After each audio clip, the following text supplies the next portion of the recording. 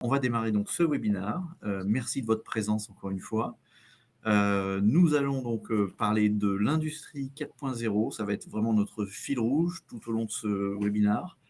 Et on va voir en fait quels sont les leviers, quels sont les bénéfices qu'on peut aller chercher avec ces apports des technologies numériques pour notamment des acteurs industriels qui sont aujourd'hui un petit peu un carrefour de leur trajectoire et avec des nouveaux leviers à activer pour renouveler leur industrie et leur business model autour de ces technologies digitales.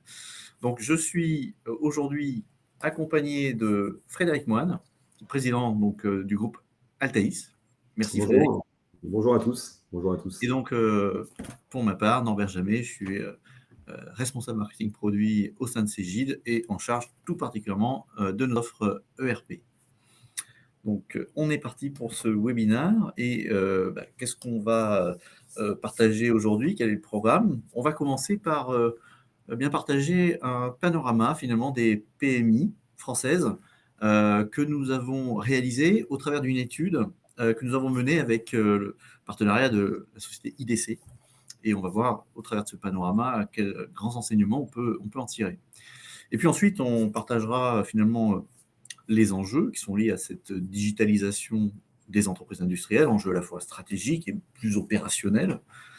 Et enfin, nous explorerons un peu les conséquences que tout cela a sur le système d'information de ces entreprises dans cette logique de trajectoire vers l'industrie 4.0. Et puis comment opérer cette évolution pour l'entreprise au travers à la fois de ses outils, bien sûr, en particulier informatiques, mais aussi dans la dimension humaine et organisationnelle pour accompagner cette transformation. Voilà, donc ça, c'est notre menu, vous voyez, il est consistant. Et donc, on va démarrer tout de suite sans plus attendre. Donc, on va commencer par revenir sur un état des lieux des entreprises industrielles françaises, et ça au travers d'une étude que nous avons menée donc, à l'automne dernier, enfin fin d'année dernière, avec IDC. Et donc, c'est une étude qu'on a réalisée sur près de 350 entreprises industrielles françaises, des PMI et des entreprises un peu plus structurées, donc des entreprises de 20 à 500 collaborateurs. Donc, on a interrogé des dirigeants, des responsables métiers, informatiques, des directeurs, bien sûr, et on a ensuite assemblé ces résultats et on va partager ensemble tout cela. Alors, premier constat majeur qu'on peut dresser de cette étude, c'est qu'il y a quand même ce qu'on a appelé un retard à l'adoption numérique. Il y a en fait une adoption encore assez modeste de l'industrie 4.0 qui est observée. Ça montre en fait qu'il y a un retard à l'allumage qui est d'ailleurs pas homogène. Quand on dit voilà, il y a 55% d'entreprises qui ne sont pas encore intéressées à l'industrie 4.0, en réalité, c'est assez déséquilibré, puisque quand on zoome sur les petites PMI, les entreprises de 20 à 50 salariés, on est sur un ratio de désintérêt qui est encore plus important, puisqu'on est à plus de 60% d'entreprises, 63%, qui ne sont pas encore focalisées sur ce sujet de l'industrie 4.0 et de l'adoption du digital dans leur organisation. Alors que sur des entreprises un peu plus importantes, ce ratio descend à un peu plus de 30%. Ensuite, quand on regarde un petit peu la façon dont celles qui s'y sont consacrées, elles ont avancé sur ce sujet, voilà, si on fait l'assemblage entre celles qui ont lancé des projets pilotes et celles qui ont déjà procédé à des implémentations qui sont opérationnelles, on arrive à 7% seulement d'entreprises qui sont déjà véritablement lancées sur cette thématique de l'industrie 4.0. Là encore, déséquilibre assez marqué entre les petites structures, les petites PMI, versus les organisations plus importantes et plus structurées, puisque seuls 4% des entreprises de 20 à 50 collaborateurs ont réellement engagé des projets autour du digital. Donc on touche bien du doigt ce déséquilibre. Frédéric, tu voulais ajouter quelque chose, je crois? Ouais, peut-être, Norbert, juste nous, par rapport aux propos que tu peux évoquer, ce qui peut être intéressant avec le regard d'Altaïs, c'est un petit peu l'expérience qu'on peut avoir dans le monde du manufacturing et donc des PME, puisque c'est quand même notre cible. Et moi, je pense que ce que ça traduit, surtout cette étude, c'est que Je pense que pour la plupart des dirigeants, il y a un intérêt sur l'industrie 4.0, il y a un intérêt sur la partie digitalisation, mais ça montre aussi qu'on a besoin de structurer une démarche parce que par quoi on commence, quel est l'enjeu majeur. Et puis derrière ça, on voit bien aussi que nos clients sont déjà focusés sur un sujet prioritaire qui est de faire vivre leur ERP, leur SI central, leur système d'information, quel qu'il soit composé de différentes solutions ou sur un ERP unique. Donc on voit que c'est leur préoccupation principale et qui, je pense qu'il y a une vraie volonté, en tout cas, d'initier des démarches, mais que la difficulté, c'est de structurer cette démarche et de la mettre en œuvre avec une roadmap, des priorités, un vrai accompagnement, une vraie structuration. Donc il faut qu'on passe aujourd'hui le cap de changer de RP avec un périmètre maîtrisé et connu vers peut-être une trajectoire définie sur un plus long terme avec des enjeux prioritaires et qui vont au-delà, je dirais, du système d'information plus traditionnel tel qu'on peut le savoir sur des flux de vente, des flux d'achat ou des flux de données techniques et de production. Donc ça, c'est un vrai enjeu. En tout cas, je pense que nous, en tant qu'intégrateur, on a un enjeu majeur qui est d'étendre un peu notre niveau d'intervention sur ces sujets-là pour ensemble construire un modèle avec nos clients et les accompagner dans ces enjeux qui sont assez forts. Tu as raison, Frédéric, et c'est vrai que ça m'offre une belle transition du coup avec la diapositive suivante, puisque je pense que ce qui pénalise beaucoup et gêne beaucoup de dirigeants à se projeter sur effectivement cette trajectoire, c'est effectivement le point de départ, c'est-à-dire l'état de l'art de leur système d'information, qui est quand même le socle nécessaire à pouvoir aller intégrer ces nouvelles capacités offertes par les technologies. Et donc, quand on zoome sur justement la situation de ces entreprises françaises par rapport à leur système d'information, ben, on se rend compte qu'il y a quand même une forme de vétusté au niveau de ce système d'information, avec, vous voyez, 38% d'entreprises qui, aujourd'hui, ne disposent pas d'un véritable module de gestion de production qui est directement adossé à un ERP. Donc, on imagine quand même les difficultés d'interopérabilité, d'intégration que ça suggère. Ensuite, on a 53% qui s'appuie sur une solution qui est ancienne, hein, qui a plus de 10 ans. Donc, technologiquement, un ERP qui a plus de 10 ans, on peut déjà dire qu'il n'est pas forcément sur des fondations totalement up-to-date, totalement modernes. Et donc, quand on va chercher à intégrer des nouvelles capacités liées au digital, telles que des usages en mobilité, telles que la connexion avec des capteurs d'IoT, ça va être compliqué. Ça ne va pas être natif, ça ne va pas être naturel, parce que le socle technologique, il n'est pas forcément au rendez-vous de ces technologies. Ensuite, seuls 17% aujourd'hui des entreprises industrielles qui ont une solution de gestion sont sur une solution de gestion fondée sur une plateforme cloud. Donc, ça veut dire que là aussi, il y a eu une certaine réticence à aller vers le cloud dans ce secteur pour des raisons multiples, une partie culturelle, une autre partie qui est liée aussi à des risques perçus par rapport à l'inertie que ça pouvait occasionner dans la chaîne de production. Toujours est-il qu'à date, voilà, on est sur un pourcentage d'adoption du cloud qui est encore réducteur. Et effectivement, le cloud, pourtant, c'est clé, puisque c'est souvent le socle, là aussi, nécessaire pour aller activer ces nouvelles capacités technologiques sans avoir à en payer le lourd tribut en termes d'infrastructures à mettre en œuvre dans l'organisation.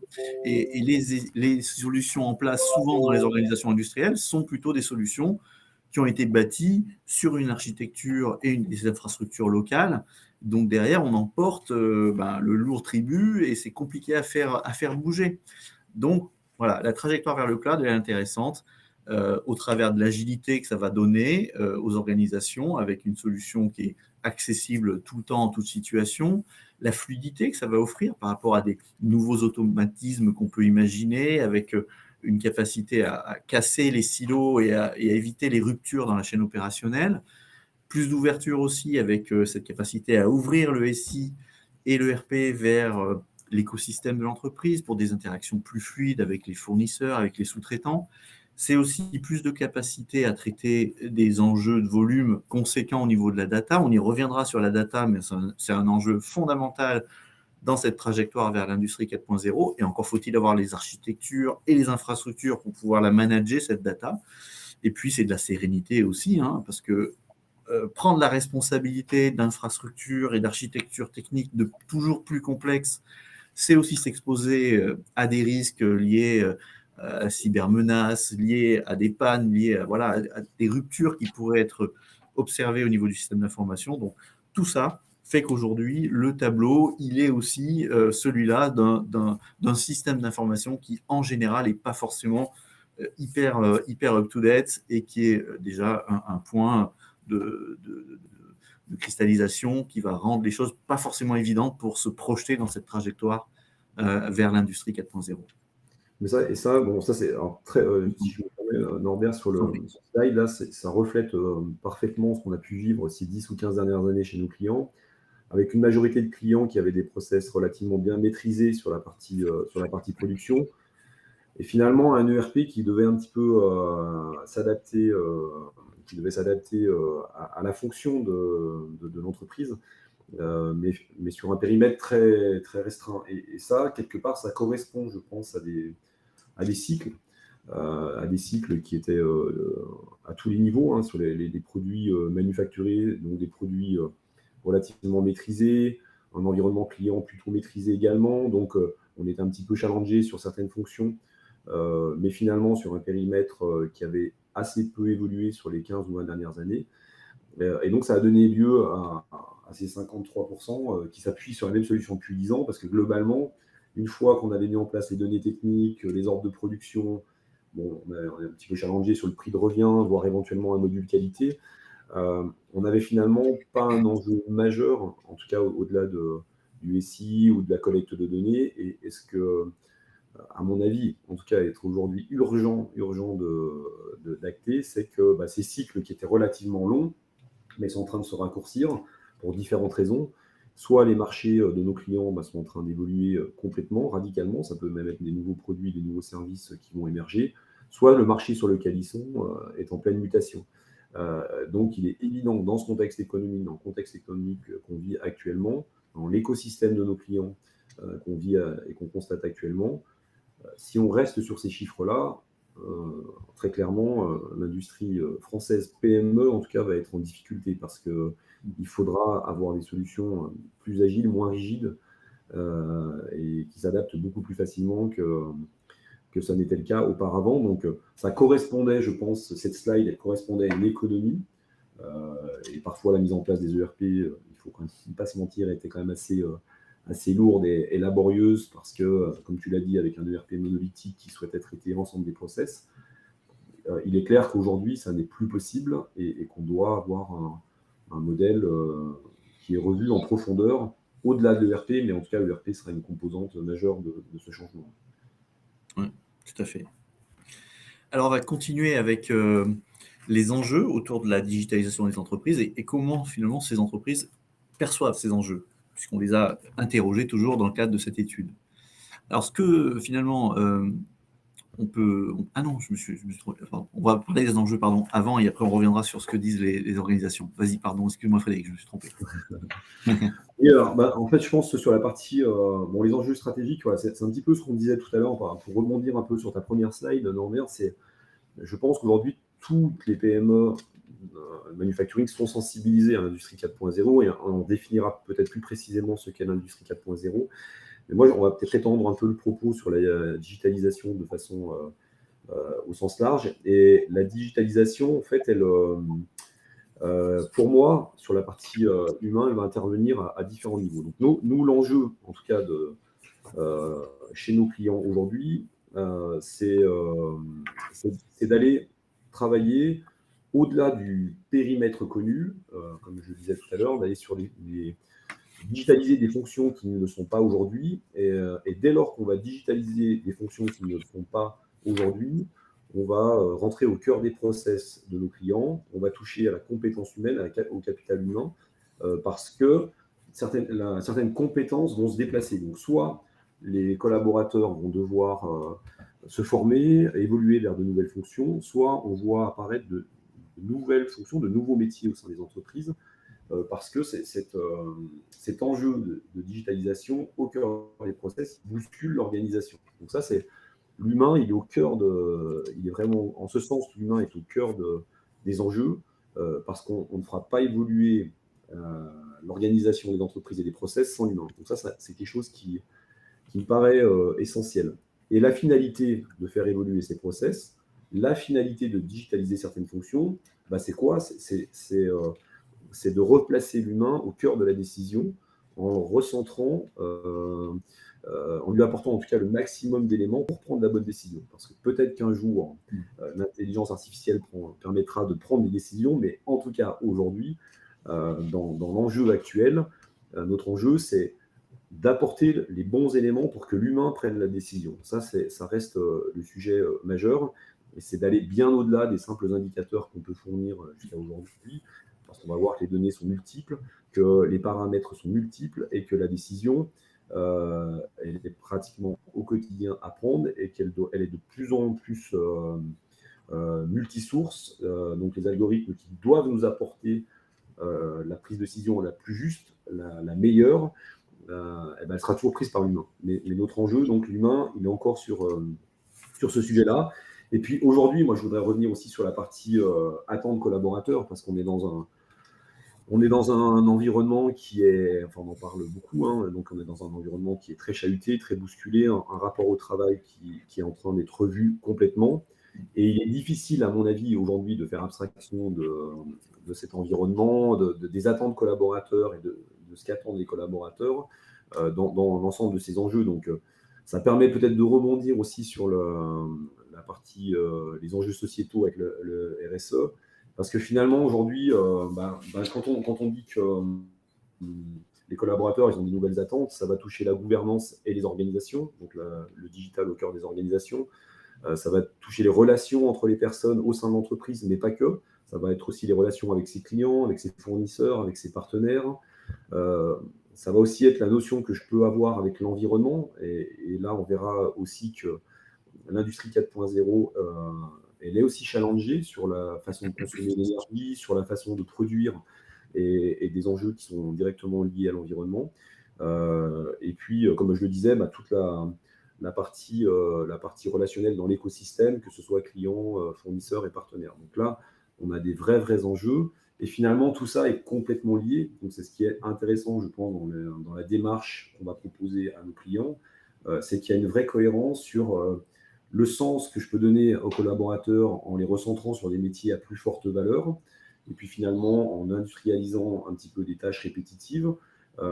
Et puis tout ça, forcément, ça va aussi permettre de prendre des bonnes décisions qui sont impactantes, en tout cas, sur ce qui sensibilise les gens aujourd'hui. Donc il y a une vraie, je pense, il y a une vraie cohérence dans toutes les démarches qu'on va mener. Forcément, c'est lié. Et puis après, le capital numérique, c'est un petit peu ce que je donnais. Ce que je disais, c'est que les sources de données, de data qui vont de la conception jusqu'à l'amélioration continue des produits que je vais fournir ou délivrer, la captation de ces données, cet usage numérique va me permettre aussi de prendre des bonnes décisions et de m'orienter vers un choix qui est le bon. Parce que finalement, la finalité, c'est quoi? C'est de produire le bon produit au bon moment. Et le bon produit, c'est quoi? C'est le produit qui répond aux attentes des clients et des consommateurs.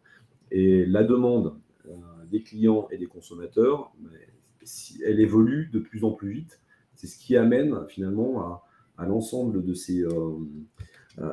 cette révolution, parce que je pense qu'on peut vraiment parler d'une révolution au sein des entreprises manufacturing.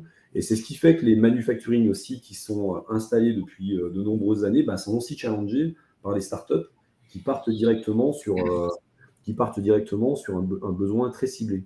Et donc là, il y a un vrai enjeu aussi sur tout ce que l'industrie 4.0 va pouvoir apporter. C'est comment, d'un modèle qui était plutôt figé dans le temps sur des cycles relativement longs, comment je vais pouvoir réagir et comment je vais pouvoir sensibiliser l'ensemble de mes collaborateurs, de mes fournisseurs, de mes partenaires à une mutation qui est rapide, à un besoin de s'adapter, à un besoin de produire différemment, à un besoin de faire évoluer plus rapidement les choses pour toujours être en phase avec mon marché et sachant que je vais aussi être concurrencé par des nouveaux acteurs dans mon écosystème.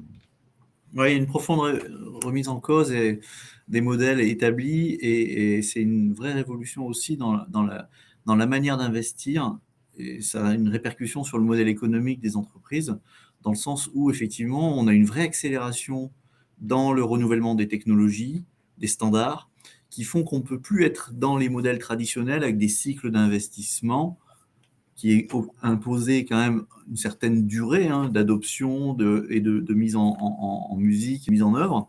Là, on doit aller beaucoup plus vite. Ça rejoint cette quête qu'il y a aujourd'hui autour de la demande des clients qui est beaucoup plus volatile, qui est très exigeante, qui attend une réactivité incroyable avec une qualité maximale pour des coûts toujours plus tirés vers le bas. Et tout ça fait qu'il faut aller beaucoup plus vite. Il faut se renouveler en permanence et donc à un moment donné, on est obligé aussi d'épouser le nouvel Eldorado du cloud et ses nouveaux modèles économiques qui sont plus du tout sur des cycles d'investissement, mais plus sur des approches de consommation à l'usage et de facturation du coup à l'usage. Et ça offre malgré tout une vraie liberté pour l'entreprise puisqu'elle va pouvoir vraiment payer le juste prix de l'usage qu'elle a, de son outil, etc. Donc il y a une réconciliation quelque part entre l'agilité qu'on doit donner auprès du client et l'agilité qu'on doit avoir aussi dans son organisation pour satisfaire cette demande. Et les modèles cloud aujourd'hui, les modèles économiques qui vont autour du cloud sont très liés à ça. Et donc, quelque part, il faut réconcilier ces nouvelles tendances avec le modèle économique qui en découle. Et puis alors, si je peux rebondir, Norbert, sur le cloud, moi, ce qui me paraît important, parce qu'on voit dans l'ensemble de notre parc client, on a quand même des clients qui sont tous sont confrontés aux enjeux qu'on évoque, mais à des rythmes plus ou moins accélérés selon les marchés sur lesquels vous êtes positionné. Mais globalement, je pense qu'aujourd'hui, tout le monde est confronté à cette mutation. Donc, ce qui est intéressant à travers le cloud, c'est qu'il permet de faire évoluer le SI en fonction des besoins, alors soit portés par la croissance de l'entreprise, soit par rapport à l'évolution de son marché. Et je pense que ça, c'est quelque chose qu'on constate depuis maintenant 2 ans, qu'on est vraiment sur des solutions full SaaS, c'est qu'on arrive à faire évoluer le SI de nos clients en fonction de leur rythme. Et ces rythmes si la trajectoire elle est commune à tous, le rythme est malgré tout différent. Et ça, c'est intéressant. Et c'est la grosse différence par rapport à un ERP relativement monolithique qu'on pouvait avoir auparavant, où globalement, on installait le système assez rigide pour tout le monde. Là, on peut faire évoluer les choses au rythme des besoins du client et on peut aller, encore une fois, chercher des périmètres un petit peu challengeants pour nos clients par des pure players ou des applications qui viennent compléter le SI. Tout à fait. Le schéma qui était en place auparavant est passé par la création d'un cadre autour d'un ERP où on fixait finalement le canevas dans lequel l'entreprise s'inscrivait pour un cycle probablement d'une dizaine d'années. Et aujourd'hui, on vient de challenger ce modèle-là avec finalement un cadre qui doit être beaucoup plus fluctuant, beaucoup plus réajustable en permanence et on bascule sur des modèles plutôt inspirés des méthodologies agiles d'amélioration continue parce que finalement, il faut être toujours en lien avec l'agilité que demande le marché, que demandent les consommateurs et les clients. Alors, je reviens sur ce que j'avais annoncé tout à l'heure, c'est qu'on a aussi interrogé dans le cadre de notre étude les industriels sur leur perception de ce que l'industrie 4.0 traduit pour eux en termes d'enjeux très opérationnels. Et ce qu'ils nous disent, c'est d'abord que la première perception qu'ils en ont, c'est l'agilité que ça va leur donner, qu'ils perçoivent en tout cas par rapport notamment à des usages en toute situation et en mobilité et d'accéder aux outils quand ils en ont besoin. Donc la mobilité, un premier élément important qui rejaillit de ce que perçoivent les industriels par rapport à ce que l'industrie 4.0 peut clairement apporter de nouveau. Deuxième élément important, c'est la dimension agilité aussi par rapport à la demande client qui, elle, est également toujours plus exigeante, comme je disais tout à l'heure, et qui demande évidemment une réactivité quasiment en temps réel, quoi. Donc, être capable de se réajuster, de redéfinir une configuration pour lancer une nouvelle production spécifiquement alignée sur une demande client, ben, ça demande une agilité qui est importante et le digital peut faciliter cette capacité à réajuster les lignes rapidement. Troisième élément, la dimension data qui ressort aussi avec cette capacité qu'offre le digital d'intégrer des capteurs et de collecter de la donnée sur toute la chaîne opérationnelle. Donc ça, il y a une vraie perception, une vraie compréhension de la valeur que ça va leur donner sur le fait d'avoir des nouvelles sources d'informations qui donnent toujours plus de pertinence aux opérationnels. Ce n'est pas que de la data pour les décideurs, c'est vraiment de la capacité à faciliter aussi les opérationnels dans leur travail, la vie des opérationnels dans leur travail au quotidien. Et c'est aussi aller chercher de l'information, même en dehors de l'entreprise. C'est-à-dire, ça peut être chez les clients, sur des équipements qui sont déployés chez les clients, ça peut être à différents endroits, ça peut être aussi en lien avec l'écosystème de l'entreprise, des partenaires ou des fournisseurs. Donc, toute cette chaîne de données qu'on va pouvoir aller capter, ça a une vraie perception de valeur, elle est bien comprise par les industriels et ça traduit bien ce qu'est pour eux l'apport de l'industrie 4.0. Dernier élément, la capacité de mieux interagir avec l'écosystème de l'entreprise. Alors, évidemment, un ERP cloud collaboratif va faciliter déjà les collaborations dans l'entreprise en organisant et en facilitant les collaborations entre les services d'entreprise. Mais ce qui est intéressant avec une dimension cloud, c'est qu'on peut ouvrir aussi cela vers l'écosystème et donc associer des sous-traitants, des partenaires, pourquoi pas les fournisseurs, dans les processus et avoir une chaîne opérationnelle encore plus efficiente et encore plus efficace. Et finalement, tout ça, quand on remet cela en perspective par rapport notamment aux 2 dernières années que nous avons vécues avec la crise sanitaire, où vraiment on a eu une montée en flèche de la demande sur les outils digitaux, c'est assez aligné. Je pense qu'il y a eu vraiment une cristallisation autour de cette thématique du digital en raison de cette crise qui a quand même créé de la tension sur un certain nombre de processus opérationnels sur bon nombre d'industriels. Et on voit qu'aujourd'hui, de la crise sanitaire qui commençait à s'effacer, on est en train de la remplacer par une crise géopolitique.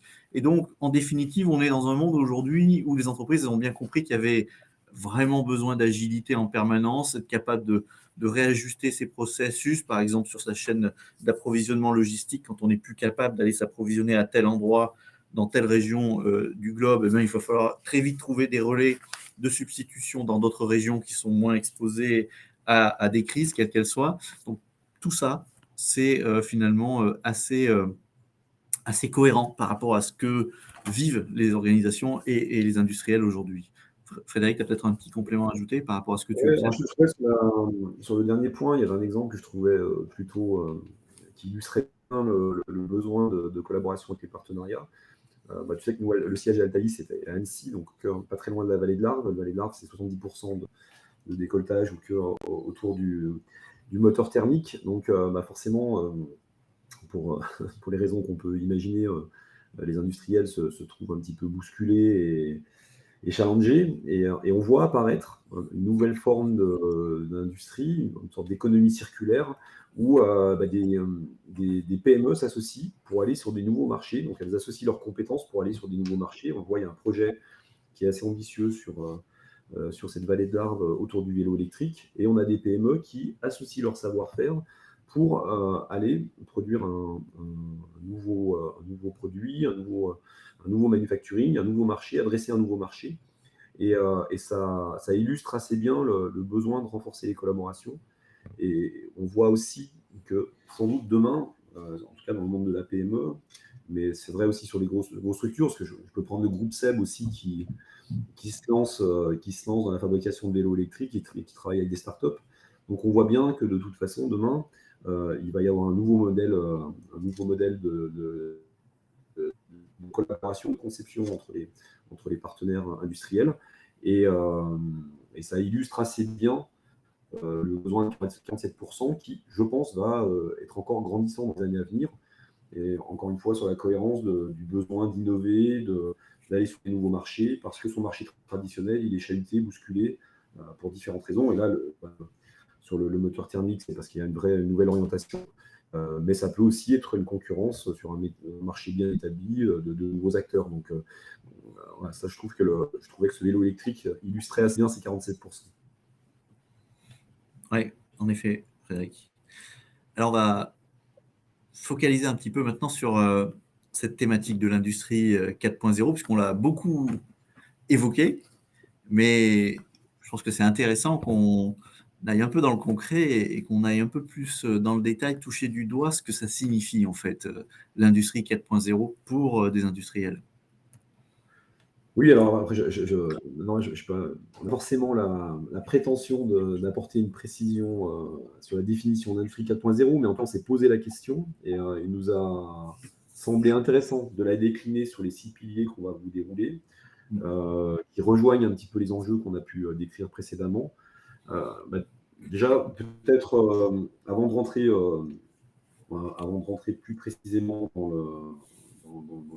dans ces 6 piliers, je crois que l'enjeu majeur de l'industrie 4.0, c'est cette fameuse data dont on parle beaucoup, parce que cette data, elle va être multiple, captée, et elle va avoir un vrai impact sur les organisations et les choix stratégiques des entreprises. Donc, je pense que beaucoup de choses partent de cette data pour en définir les 6 piliers. Donc, alors, le premier pilier, c'est les procédés et les avancées de fabrication sur toute la chaîne de valeur. Donc là, voilà, je pense qu'on est au cœur, de ce propos sur la data. Il est évident que si demain on veut être performant en manufacturing made in France, il va falloir qu'on soit très productif et donc il va falloir qu'on ait le minimum d'arrêt de production, donc qu'on aille sur une maintenance qui est beaucoup plus prédictive. Il va falloir qu'on soit performant sur ses prix de revient. Et on le voit, par exemple, aujourd'hui, comme tu l'évoquais tout à l'heure, pour des raisons géopolitiques, on voit que les énergies, les choix qu'on peut faire sur les énergies, on a un client avec qui j'ai échangé récemment qui avait fait le choix du gaz pour alimenter ses presses.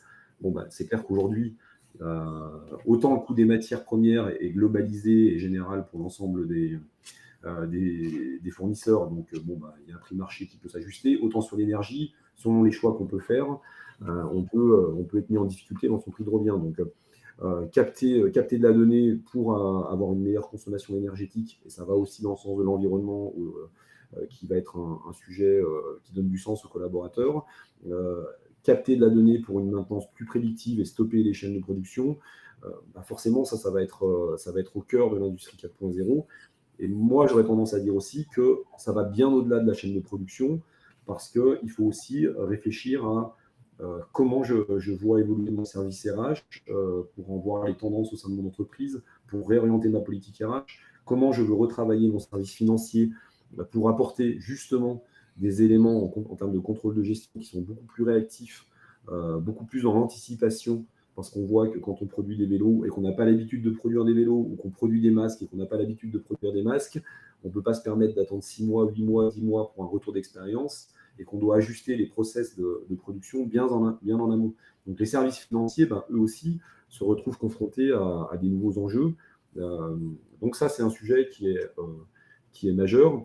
Une fabrication adaptive et intelligente, voilà, je dirais que c'est pareil, il faut qu'on bouscule un petit peu le process traditionnel du service R&D qui passe au service méthode et industrialisation, et après je lance ma production, et puis je commercialise mes produits et je vois un petit peu ce qu'il en ressent. Maintenant, aujourd'hui, l'usage une enquête, une captation de la donnée sur l'usage, sur les retours d'expérience client, doit être beaucoup plus réactive, beaucoup plus anticipée pour justement remonter au service R&D, au service méthode d'industrialisation, parce que les cycles, encore une fois, les cycles de consommation se raccourcissent, les besoins consommateurs évoluent, et on doit donc être beaucoup plus réactif au service R&D, au service méthode d'industrialisation, pour adapter la production et être encore une fois en temps et en heure à la bonne place, avec le bon produit sur le bon marché.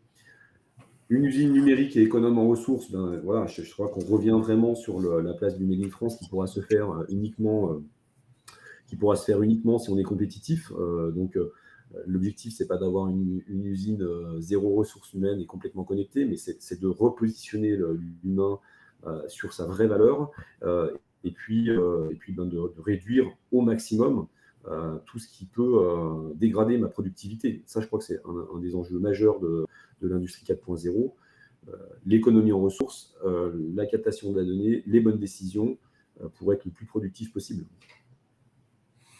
Absolument. Et ce qu'on peut dire en complément, c'est que au-delà de ces 3 premiers piliers, il y a un 4e pilier qui est très important et qui est lié effectivement à ce que ces outils digitaux peuvent apporter dans l'organisation, c'est cette dimension de collaboration, d'hyper-collaboration même, je pourrais dire, dans le sens où les outils digitaux facilitent les interactions entre les hommes.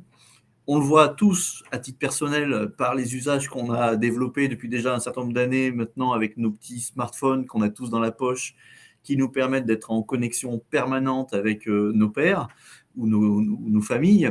Ça doit être la même chose dans l'entreprise. On doit pouvoir interagir en temps réel, partager l'information, partager la connaissance et fluidifier finalement les processus et la circulation de l'information dans l'organisation. Et ça contribue finalement à créer un schéma très vertueux d'intelligence collective, de fluidité dans les interactions. Et ça, c'est vraiment au service finalement de l'efficacité très opérationnelle de l'organisation. Quand le collaborateur, il sait qu'à tout moment, il peut avoir accès à l'information dont il a besoin, quel que soit l'endroit où il se situe à l'instant T, il peut être en déplacement, chez un fournisseur, en rendez-vous chez un client, dans l'entrepôt ou dans l'atelier, peu importe, il doit pouvoir consommer l'information dont il a besoin pour prendre la bonne décision, faire la bonne action à l'instant T. Donc ça, c'est essentiel et cette dimension hyper collaborative, elle est vraiment soutenue par ce qu'apportent ces technologies digitales. Ensuite, il y a la dimension humaine, elle est essentielle. Alors déjà, on a des nouvelles générations de collaborateurs qui aujourd'hui pénètrent le marché du travail, ces fameuses générations natives digitales, génération Z, qui ont je dirais, une relation avec le travail qui n'est pas sur les mêmes fondations que les générations précédentes. Donc, il y a une très, très forte attente par rapport à la façon d'interagir dans l'entreprise. Mais surtout, ce qui est important, c'est que la technologie et ce que les technologies digitales peuvent apporter en termes d'intelligence artificielle ou tout autre moyen, les automatisations qu'on peut imaginer dans les processus opérationnels, tout ça ne peut être mis à disposition qu'au service de l'humain et par l'humain, par l'intelligence de l'humain qui finalement va exploiter cette donnée qui est préformatée, mise à disposition de manière simplifiée pour lui permettre d'aller plus vite dans l'exploitation de cette donnée, dans la bonne interprétation de la donnée. Donc finalement, on reste quand même sur un rôle central que doit jouer l'humain.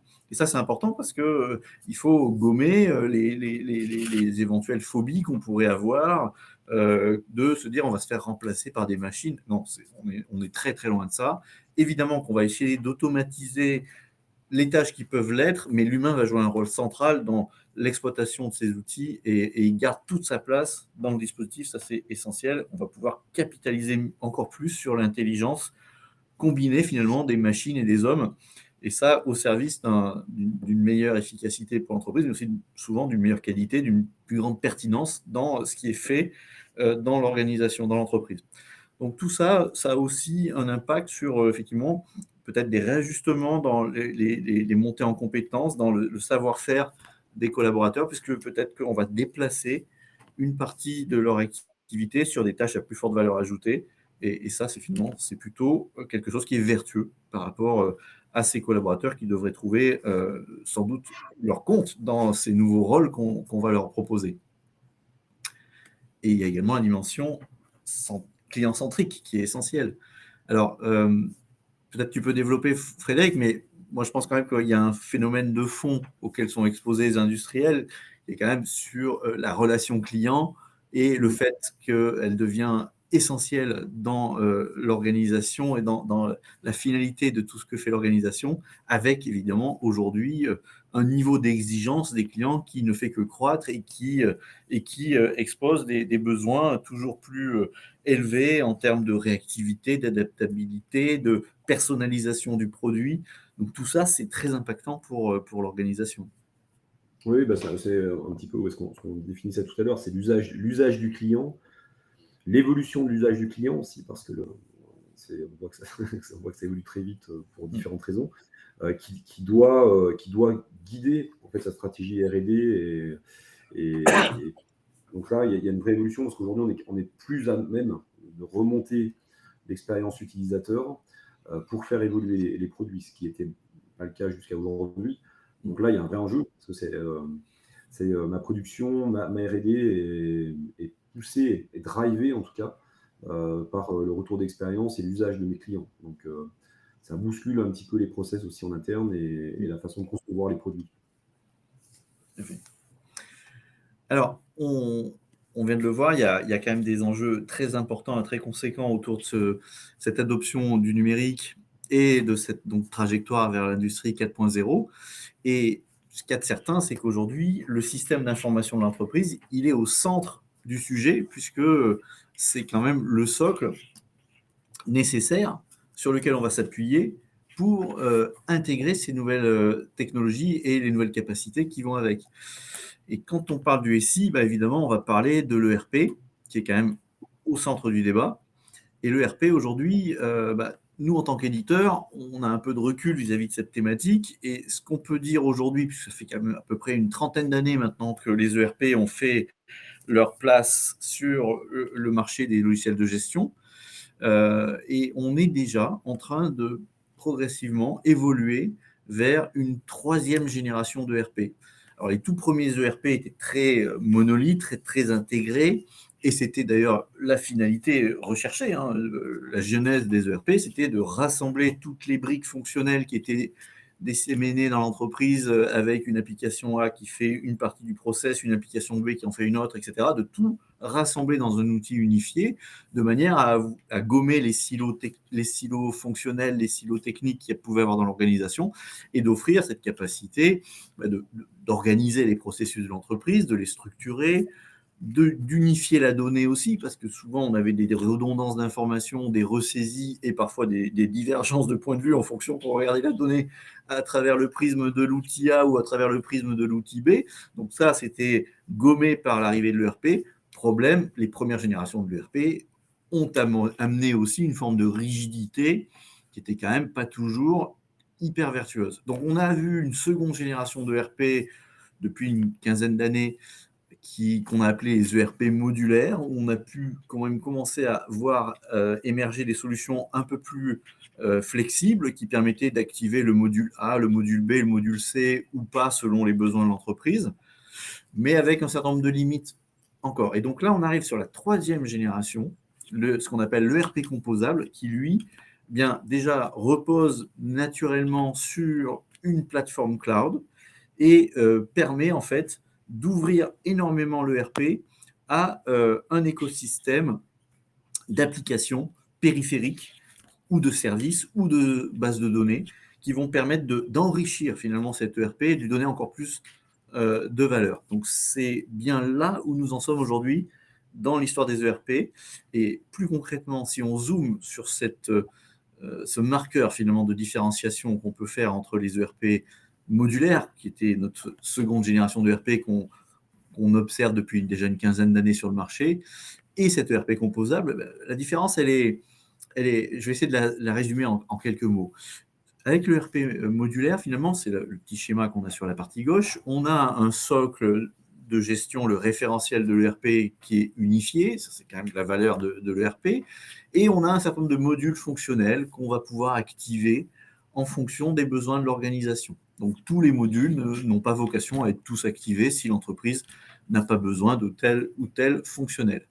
Ensuite, on a un début d'ouverture de la solution vers des solutions périphériques qui passent souvent par des connecteurs dédiés qui sont en général réalisés directement par l'éditeur en connexion avec d'autres éditeurs qui apportent ces briques fonctionnelles additionnelles. Donc ça, c'est intéressant parce que ça donne déjà un premier niveau d'ouverture à l'ERP. On va pouvoir rajouter une brique fonctionnelle A, B, C, D qui n'est pas dans le scope initial de l'ERP. Et les deux éditeurs se sont mis autour d'une table pour réfléchir ensemble à la façon la plus intelligente possible d'interagir entre ces deux applications, de manager les flux qu'il y a entre ces deux applications. Souvent, On avait aussi, au niveau de ces générations de RP modulaires, des premières capacités de développement spécifique, de customisation. Mais en général, le petit biais qu'il y avait ici, c'était que souvent, c'était sur des technologies qui étaient un peu propriétaires et souvent très liées à l'ERP concerné. Donc, un début d'ouverture, mais managé par l'éditeur, et des capacités de personnalisation, mais souvent directement enfermées, entre guillemets, dans un langage propriétaire. Avec le RP composable, on passe à un niveau supérieur avec une plateforme ERP qui est directement dans le cloud. Le fait qu'elle soit dans le cloud permet d'ouvrir cette ERP sur un écosystème beaucoup plus large. Alors, bien sûr, cette ERP, il va pouvoir exposer un certain nombre d'applications core, qui sont natives de l'ERP. C'est le principe de nos modules fonctionnels qu'on avait auparavant sur le monde des ERP modulaires avec le module A, le module B, le module C. Ça, on le retrouve quand même toujours puisque l'ERP a vocation quand même à couvrir un certain nombre de fonctionnalités. Mais on va retrouver la dimension écosystème parce qu'on a une plateforme cloud qui est très ouverte avec des API, qui va permettre d'ouvrir la capacité à tout un panel d'éditeurs de créer des connecteurs en autonomie de l'éditeur de RP. C'est-à-dire qu'on a un système qui repose sur des langages standards du marché, des API, et chaque éditeur est susceptible de venir créer son connecteur et se plugger à l'ERP. Donc la différence fondamentale, c'est que l'écosystème, il n'est pas conditionné par des choix définis par l'éditeur de RP qui dit je vais discuter avec tel éditeur ou avec tel autre éditeur et je vais faire ces 2 ou 3 connecteurs et ça s'arrête là mon ouverture. Là, par défaut, on offre une boîte à outils à tous les éditeurs de la place qui peuvent créer leurs connecteurs à volo sans aucune contrainte pour s'interconnecter avec l'ERP.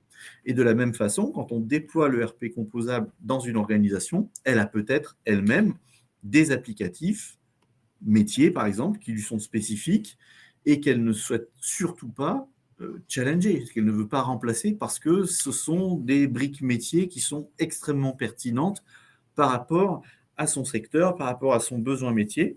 Eh bien, on va les interconnecter. On ne va pas imposer le dictat de l'ERP qui est de dire non, non, abandonnez cette solution, on va vous donner une autre solution qui est la brique fonctionnelle de l'ERP, qui est peut-être moins adaptée pour vous, et vous allez devoir vous en accommoder. Bien non, on oublie ces schémas-là qui ne sont pas très vertueux. On va permettre finalement de faire la composition que souhaite l'organisation avec tantôt des modules natifs de l'ERP, tantôt des briques applicatives qui sont issues de l'écosystème de l'ERP, tantôt des applications métiers qui étaient spécifiques à l'organisation et qu'on va interconnecter de la même façon.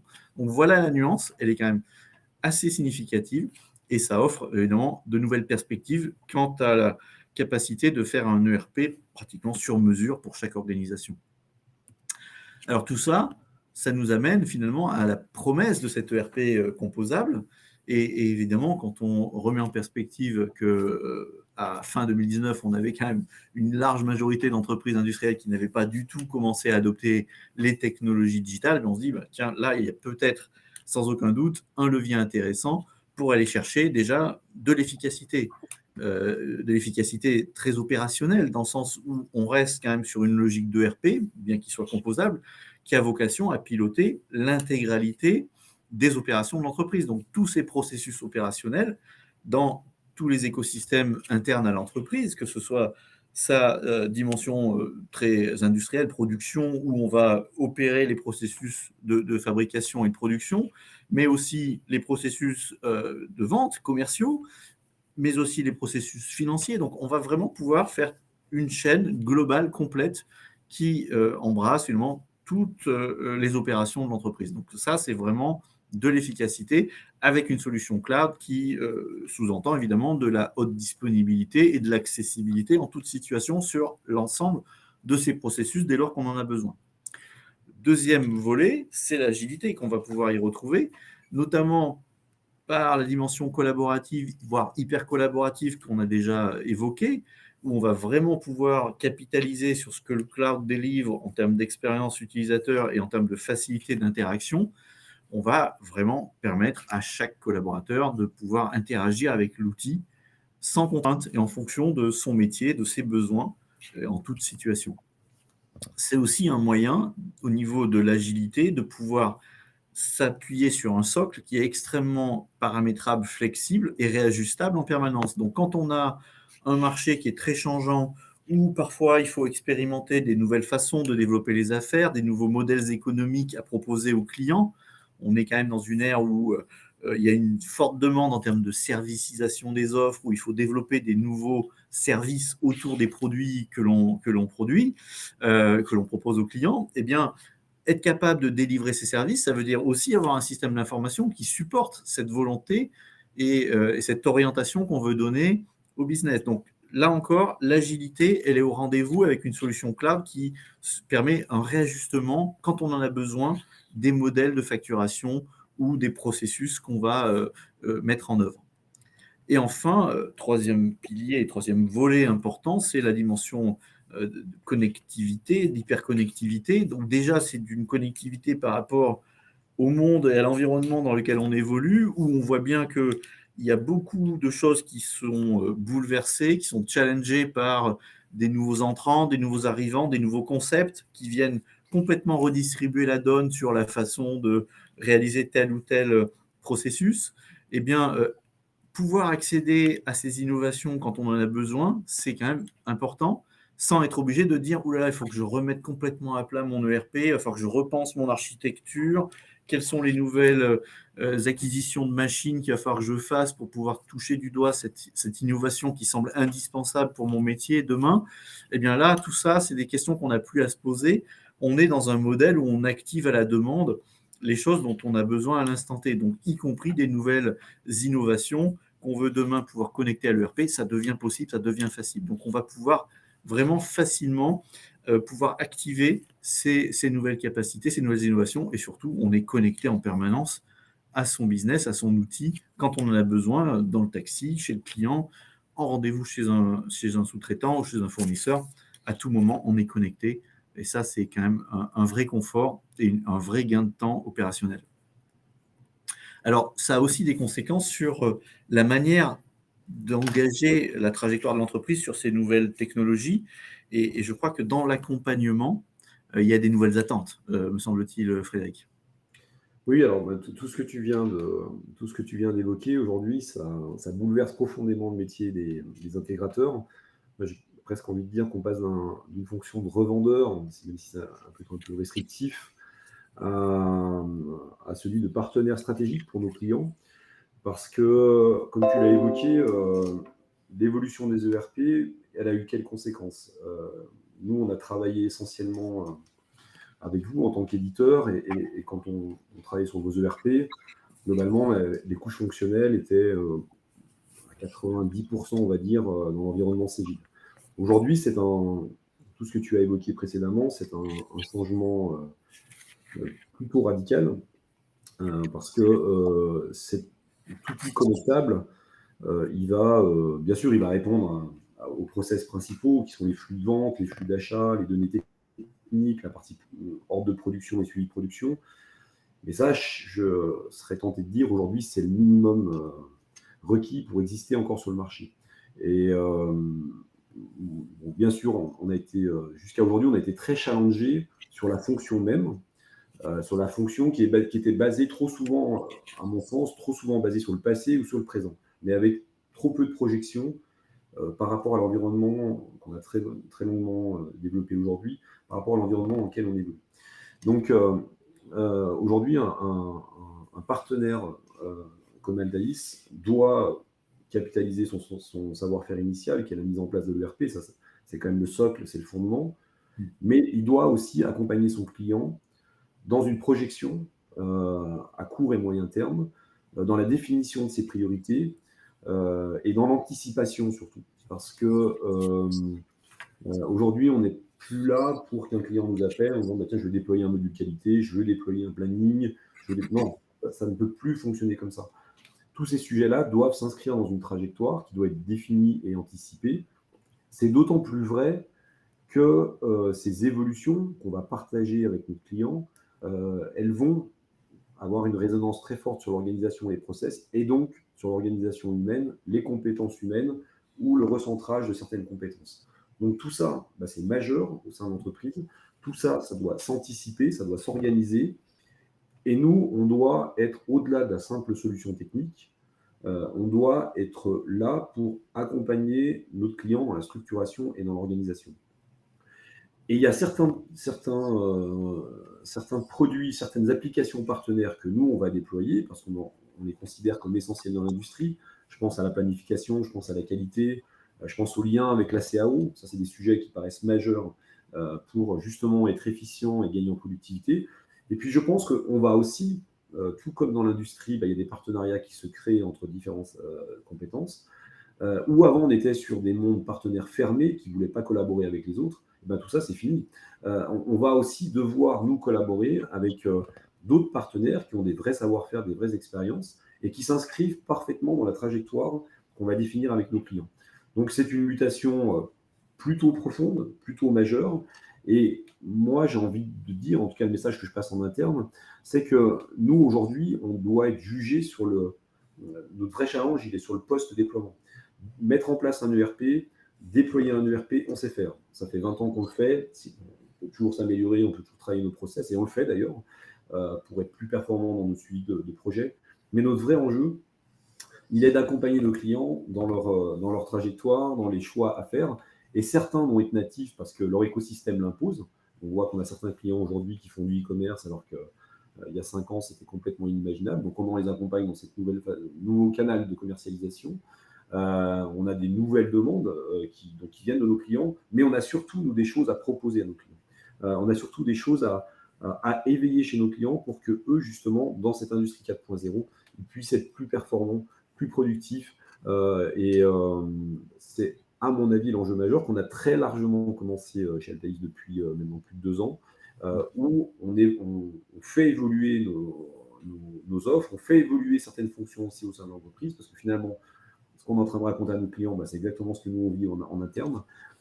Donc, on est là pour accompagner nos clients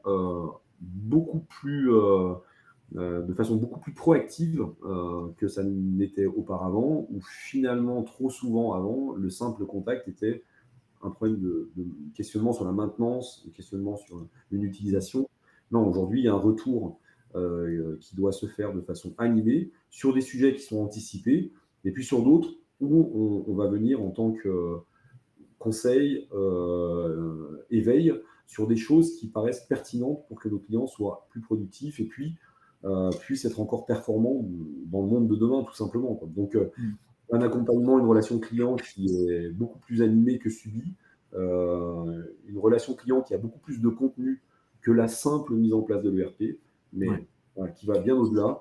Donc ça, c'est un vrai sujet, et en tout cas, c'est ce à quoi on s'emploie depuis maintenant 2 ans, et qui va être grandissant.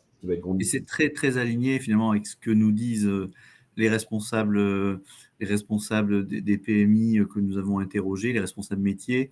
On voit les résultats à l'écran et on voit bien qu'aujourd'hui, l'attente qu'ils ont auprès des éditeurs ou des intégrateurs comme vous, ça dépasse très largement le scope, effectivement, de mettre en place un ERP, puis merci bien, au revoir, on se revoit dans 10 ans. C'est accompagner leur modernisation, accompagner leur transformation. Les associés, ils veulent être associés aussi à des processus d'innovation. Donc, on voit qu'on est sur une attente d'une relation beaucoup plus durable et avec beaucoup plus d'interaction que ce qu'on pouvait connaître auparavant. Donc, je trouve que c'est assez intéressant de voir cet alignement des planètes entre vous, la façon dont vous repensez votre modèle et finalement ce qu'attendent les professionnels en termes d'accompagnement. Et peut-être qu'on peut enchaîner avec la façon dont vous avez repensé vos offres aujourd'hui, justement, pour être dans cette nouvelle trajectoire.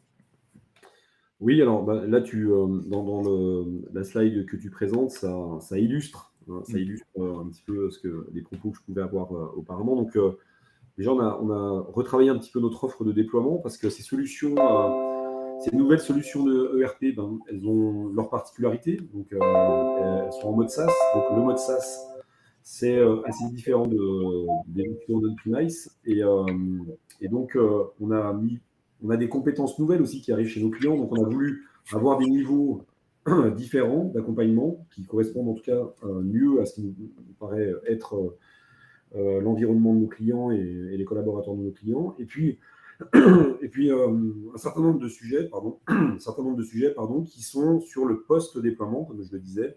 Et si on a bien sûr tout le temps l'assistance, la hotline qui est indispensable, et donc aussi on va beaucoup plus sur une notion de proactivité dans notre relation client, des supports de e-learning aussi, parce que comme tu disais tout à l'heure, aujourd'hui la donnée elle doit venir aux utilisateurs et ce n'est pas l'utilisateur qui doit aller chercher la donnée. Donc on a des formats courts de façon à ce que les nouveaux collaborateurs au sein de nos clients ou les nouveaux besoins qui puissent émerger en formation, on puisse rapidement fournir du contenu sur des formats courts assez ciblés. Une satisfaction de client, donc là une animation où on va informer nos clients sur tout ce qu'on peut produire comme contenu, un suivi, un pilotage qui a pour vocation, comme on disait tout à l'heure, de définir des roadmaps et donc de mieux anticiper les enjeux majeurs qui vont se décomposer par des solutions techniques, mais par l'évolution du capital humain chez nos clients. Donc, moi, je dirais un vrai accompagnement stratégique au-delà du simple déploiement de l'ERP. Et ça se traduit un petit peu par cette slide où on voit des nouveaux contenus qui apparaissent. Et derrière ces contenus, il y a des nouvelles compétences au sein d'Altaïs pour animer cette relation client qui doit nous permettre de mieux performer ensemble, vous, éditeurs, nous, partenaires, et bien sûr, au final, le client, parce que nous, on voit émerger de certaines tendances qui va être bon de répercuter chez nos clients, mais il y a aussi un vrai modèle de co-construction entre ce que vous, éditeurs, nous, partenaires et clients, on peut ensemble, à trois, construire. Et c'est en ce sens que moi, le gros enjeu, on parle beaucoup de relations clients, mais c'est l'enjeu majeur pour moi, cette relation client. Et cette relation client, qu'est-ce qu'on y met derrière? De l'animation, des retours et de la co-construction. C'est, je pense pour moi, en tout cas, l'enjeu majeur dans les années à venir sur notre métier et sur le métier de nos clients et sur le métier de l'éditeur qui doit aussi être à l'écoute des différents retours qui se font. Ouais, c'est très concret, c'est bien pensé, c'est un nouveau modèle, une nouvelle approche de service où on installe de la récurrence. Finalement, le processus d'innovation, par nature, c'est un processus itératif. Donc, quand on va vouloir accompagner le client dans son niveau d'innovation, dans la modernisation continue de son système d'information et donc de son ERP, ben, évidemment, ce type d'accompagnement fait sens. Donc, bravo aux équipes Altaïs qui ont pensé à ça. Et on arrive à la fin de notre webinaire. Eh bien, à bientôt pour un prochain webinaire. Voilà. On donne rendez-vous aux clients pour une prochaine occasion. Il y en aura forcément. Merci encore et on vous dit à bientôt. Au revoir. Au revoir.